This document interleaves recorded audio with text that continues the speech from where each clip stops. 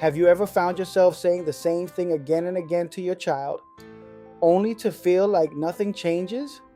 You repeat yourself calmly at first, then louder, then maybe with more urgency, and somehow it still feels like your child isn't responding.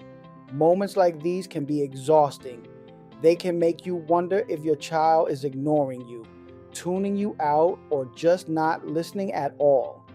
But what if repeating yourself isn't actually helping, not because you're doing something wrong, but because your child's brain needs something different?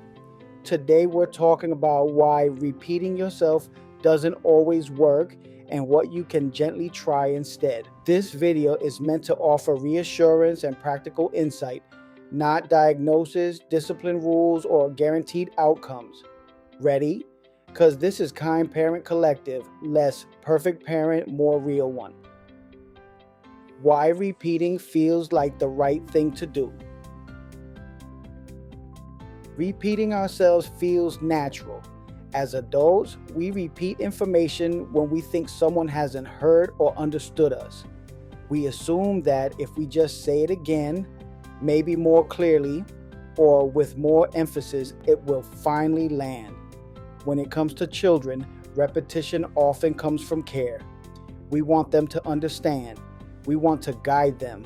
We want to help them succeed. But children don't always process language the same way adults do, especially when emotions, sensory input, or transitions are involved. When repetition turns into overload. For some children, hearing the same instruction repeatedly doesn't add clarity. It adds pressure. Here is why repeating yourself doesn't work.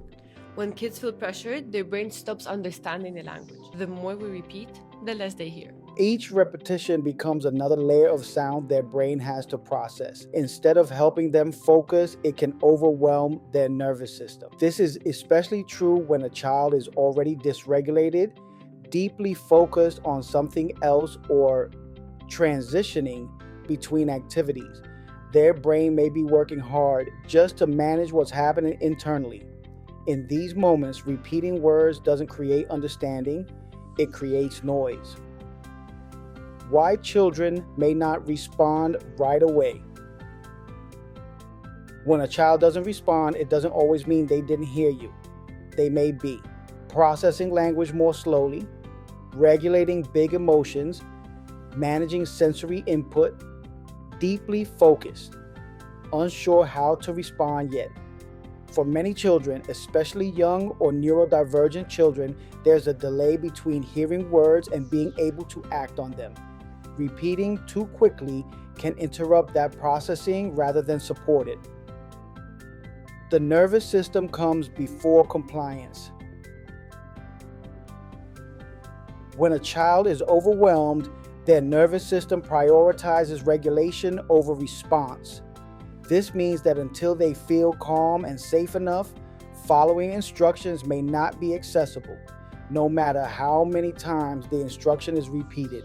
Many child development professionals explain that regulation comes before reasoning. A child can't easily listen, comply, or problem solve if their system is overloaded. Understanding this helps parents shift from "how do I make them listen" to "what does my child need right now?" How repeating can escalate frustration for everyone. As repetition increases, frustration often rises for both the parent and the child. Parents may feel ignored or disrespected. Children may feel pressured, overwhelmed, or misunderstood. This cycle can quickly turn into raised voices, shutdowns, or emotional disconnection, even when no one intended it. Breaking this cycle doesn't require more control. It requires a different kind of support. What to try? Instead, pause and observe. One of the most effective alternatives to repeating is pausing. A short pause gives your child time to process what they've heard. It also gives you a moment to observe what might be happening internally. Is your child deeply focused, Are they overwhelmed? Are they transitioning between activities? Sometimes silence is the space your child needs to respond. Reduce language. When words aren't working, fewer words often help. Short, simple phrases are easier to process than long explanations or repeated instructions. Calm, neutral language reduces pressure. For example, instead of repeating a full sentence multiple times, you might try a single cue or even wait quietly. Less language can create more clarity. Support regulation.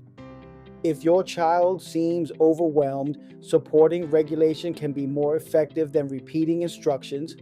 This might mean allowing movement, offering a break, or simply staying nearby without talking. Once your child feels more regulated, they're often more able to hear and respond. This doesn't mean you're giving up on boundaries. It means you're meeting the nervous system before expecting compliance. Use connection, not volume. Repeating often gets louder over time, but volume doesn't equal clarity. Lowering your voice, moving closer, or gently getting on your child's level can feel more connecting and less overwhelming. Connection helps children feel safe, and safety supports listening. Giving processing time is not giving in. Many parents worry that waiting or pausing means they're giving in or losing authority. But allowing processing time doesn't remove boundaries. It simply respects how your child's brain works. You're still holding expectations. You're just giving your child the support they need to meet them. When repetition can be helpful. There are times when repetition is helpful, especially when it's calm, predictable, and paired with routine. Repeating expectations at consistent times, using familiar phrasing, or reinforcing learning over days and weeks can support understanding. The difference is intention, repetition as teaching, not repetition as pressure.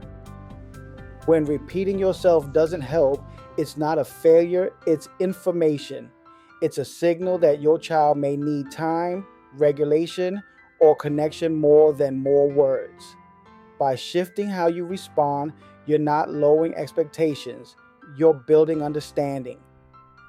Thank you for being here with Kind Parent Collective. Sometimes the most powerful change isn't saying it again, it's knowing when to pause, breathe, and try something gentler. And don't forget to like, share, and subscribe. Share this video if you think it will help kind, awesome parents. And if today was rough, you still did enough. Catch you on the next one.